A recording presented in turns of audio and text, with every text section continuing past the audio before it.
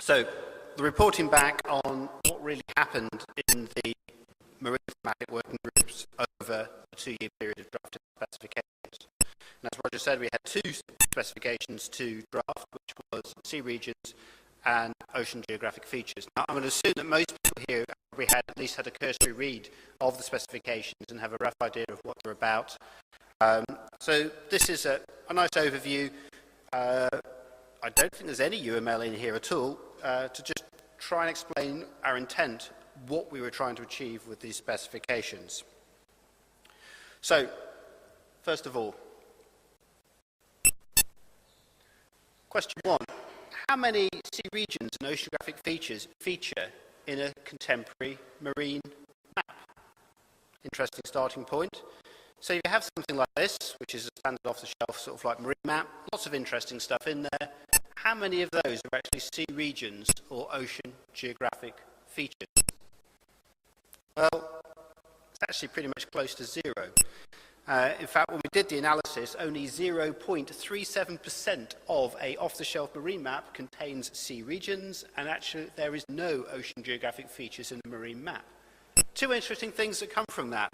One is how much of the marine environment is actually governed by other INSPIRE-related themes, and secondly, the actual opportunity there is to actually include additional information in these products, which just isn't available. And for those of us who've worked in the marine community for a long time will appreciate there is a lack of information in and on the marine environment.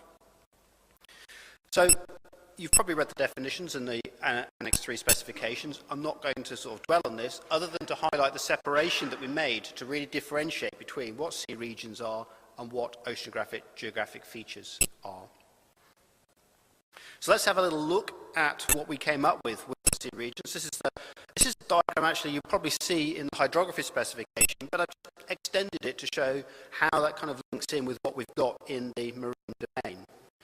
So first of all, we have the concept of a sea, and the sea can actually be given a classification, and this time we've called it an estuary because it happens to be of type sort of like estuary. Now, the sea can be a polygon, and because the sea is a quite strongly typed feature, there is only one instance of a sea. It's that at the sort of like mean high water state. Of course, the sea can also have a name as well. This was Humber Estuary, but you can call it anything that you want to. This is what most of us would describe as the sea. Where the sea meets the land, you have a coastline. There's one there, and there's one there. 2 feature types. Again, coastline is a strongly typed feature. It only occurs at one tidal state. But other tidal states are allowed if you want to actually describe them. They are shorelines. We've got a couple here. The different tidal states, mean low water, lowest astronomical time. You can have as many shorelines as you want. And obviously between your high and low points, you've got an intertidal area. Again, you can specify between what tidal states you actually want your intertidal to exist. So in this type, it's kind of like almost a maximum intertidal area between mean high water and lowest astronomical tide. Because different people have different things they want to get from concepts such as intertidal area and the various tidal states. We can add other things in here that we described as well, marine circulation zones. This one, the particular type, is for a sediment cell, which is used if you want to actually describe how you're managing coastal erosion problems. Again, they're all types of polygons, but with just particular namings in there, so people can start to share these common definitions. We have some other circulation zones here. These are circulation zones at these 2 outfalls here, describing the thermal patterns that are going on, being discharged from these 2 industrial facilities. Again, specialist types of where the dynamics are more or less contained. And also marine contours. This allows us to describe a sea region in any way we want, under any phenomenon. This size, we've described it according to mean summer temperature. We just have some contours that do that. But it allows you to actually put any parameter you want in there to say, this is how I'm describing my sea region. So it could be temperature, salinity, wave height, currents, you name it, you can put it in there. But there's a mechanism to encode it and share it. Coastline's quite an interesting thing. This is one of the big changes that have actually happened between the version 2.9 and the 3 release. The coastline can be segmented to allow for different attributions along the coastline. In this case, this is an example of how coastal erosion is encoded, extending what was done many years ago in the Keiran Coastal Erosion Database, but other segmentations of the coastline are possible, such as coastline type, as well as just erosion sort of like potential. Again, it's designed to be scalable to allow people to put in different attributions sort of like later on. Let's look at how the sea regions links in with ocean geographic features. As I said, the ocean geographic features are primarily about the observations and measurements that go on in the marine domain. And the work that we did in the drafting teams was to look at how ISO 19156, the observation and measurement specification, can be developed to describe these various sort of like observations that actually take place.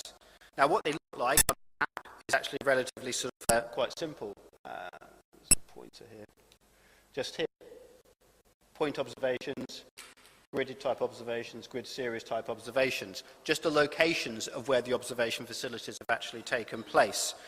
But belying that is actually the content of these observation types. And this is taken straight out of the INSPIRE specification. It allows for the marine environment to be represented as point series over time, as grids, as different type of referenceable grids. It's all the common constructs that people are used to using within the marine domain, but we've also just sort of given it a bit of standardized best practice of how you should go about doing it. And probably the most important thing about this is we've actually agreed a common approach that's shared between both the atmospheric people and the oceanographic people, so the specifications for both are more or less identical, which is quite a good thing if you actually want to be able to mix and match observations of wind with observations of surface waves, for example.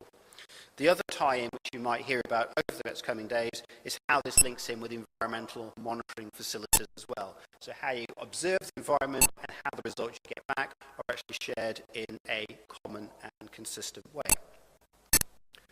That's it. Quick run through about what we did over 2 years in sort of like 10 minutes. So, we'll do questions now. Are we back on time, Roger?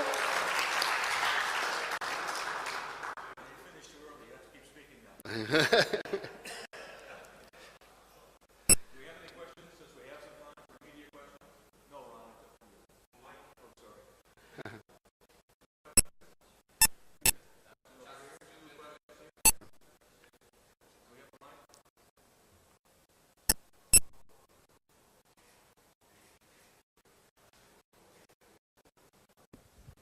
So maybe a rather stupid question. Sea regions are not considering any political zoning on the sea. Is it correct? That is absolutely correct. There is deliberately no political zoning. The zoning is only based on physical and chemical parameters. The political or sort of if it's direct political, it's dealt with in administrative units, things like EEZs, contiguous zone territorial seas. If the boundaries have some significance for environmental reporting, for example, I'm sure Dara will actually talk about that in great detail in area management, restriction, regulation zones, and something else. Reporting units.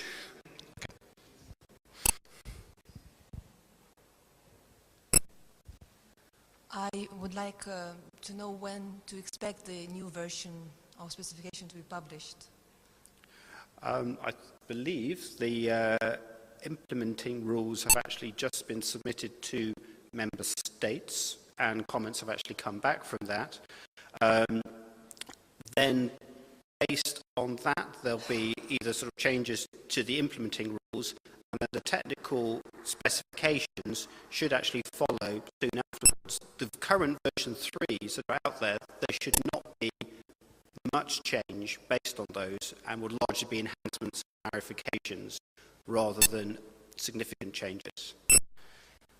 Then another question.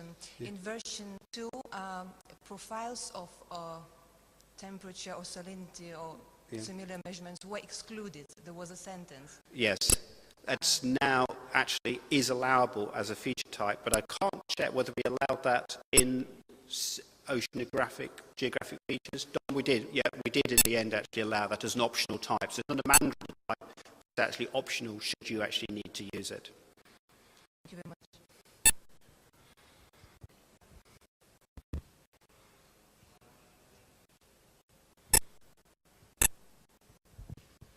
Keiran, we're looking at making an INSPIRE-compliant elevation data set, which is not your problem, but we wanted to include some kind of, for want of a better word, coastline in it. And up till now, we've been looking at the land-water boundary feature from hydrology. Yeah. And now you introduced me a couple of other choices. Yep. Suggestions which one might be most useful? Okay, the way that I would actually see this happening is that the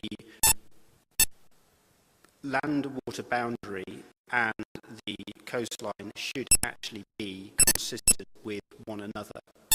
The difference is the land-water boundary covers the interface between lakes and land and rivers and land, whereas shoreline and coastline is only for the marine environment. We have drafted something in the specifications in the data capture level, which actually says that those two should actually be consistent. So where a land-water boundary exists in the marine domain, it is a coastline, and the two should actually be coincident with one another. Thanks.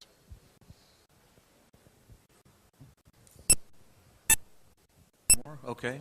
Thanks, Keiran.